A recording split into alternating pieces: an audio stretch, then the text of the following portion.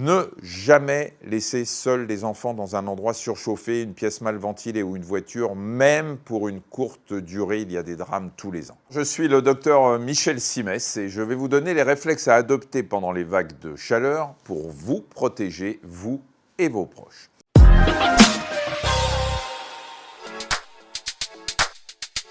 Une vague de chaleur, c'est une période pendant laquelle l'augmentation de la température peut entraîner un risque pour votre santé. Soyons encore plus précis. Il y a 4 situations différentes qui sont caractérisées par l'intensité et la durée de la chaleur. D'abord, il y a ce qu'on appelle le pic de chaleur. C'est une chaleur intense de courte durée, 1 ou 2 jours maximum. Mais déjà, la chaleur engendrée peut entraîner un risque pour la santé des personnes les plus fragiles ou les plus exposées. Deuxièmement, il y a l'épisode persistant de chaleur. C'est un épisode de température élevée qui dure pendant plus de 2 jours. Le pic de chaleur et l'épisode persistant de chaleur correspondent au niveau de vigilance jaune chez Météo France. Troisièmement, la canicule. Alors là, c'est une période de chaleur intense qui perdure pendant 3 jours et 3 nuits consécutives. Là, les températures constituent un risque de santé pour l'ensemble de la population. Chez Météo France, ça correspond au niveau de vigilance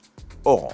Enfin, quatrièmement, il y a la canicule extrême. C'est une canicule exceptionnelle par sa durée, son intensité, son étendue géographique. Chez Météo France, ça correspond au niveau de vigilance rouge. Les risques sur la santé concernent tout le monde, même les personnes en bonne santé. Quand le corps humain est exposé à la chaleur, il active des mécanismes qui vont lui permettre de compenser l'augmentation de la température. Par exemple, on va se mettre à transpirer. Il y a aussi l'augmentation du débit sanguin sous la peau avec dilatation des vaisseaux cutanés, c'est pour ça qu'on devient tout rouge. C'est ce qu'on appelle la thermorégulation. Mais en cas de très forte chaleur, ces mécanismes naturels peuvent ne plus suffire. Les principaux symptômes, ce sont les maux de tête, les nausées et les crampes musculaires. Alors bien sûr, ces symptômes se manifestent en premier lieu chez les personnes les plus vulnérables. Je vous rappelle que ce sont les personnes âgées, personnes en situation de handicap, les femmes enceintes, les jeunes enfants, etc. Il y a aussi les personnes en situation de précarité qui vivent dans un logement mal isolé ou sans abri, les travailleurs en extérieur,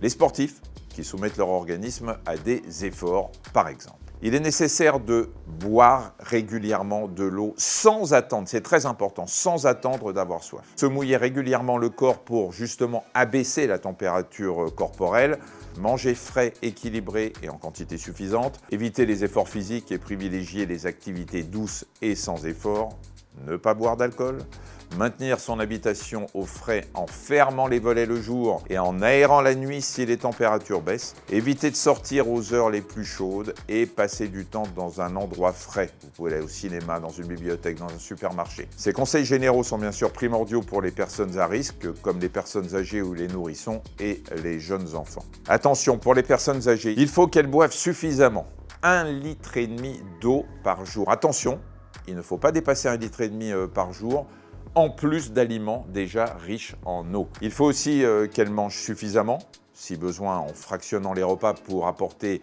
les sels minéraux qui sont indispensables à l'organisme. La chaleur expose aussi les nourrissons et les jeunes enfants à une déshydratation qui peut être grave. Il est donc essentiel de garder les enfants dans une ambiance fraîche. À l'intérieur, ne pas hésiter à laisser les bébés en simple couche, particulièrement pendant le sommeil. Ne jamais laisser seuls les enfants dans un endroit surchauffé, une pièce mal ventilée ou une voiture, même pour une courte durée. Il y a des drames tous les ans. Et puis, il faut appeler sans tarder un médecin en cas de fièvre ou, très important, de modification du comportement de l'enfant. Même si vous parvenez à traverser ces périodes de chaleur extrême, vous devez prêter une attention particulière aux personnes à risque dans votre entourage, vos parents, vos grands-parents, mais ça peut être aussi vos voisins.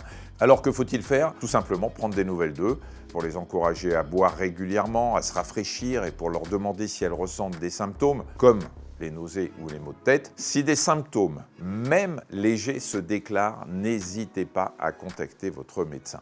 Et en cas de malaise, il y a bien sûr le 15 qu'il faut appeler.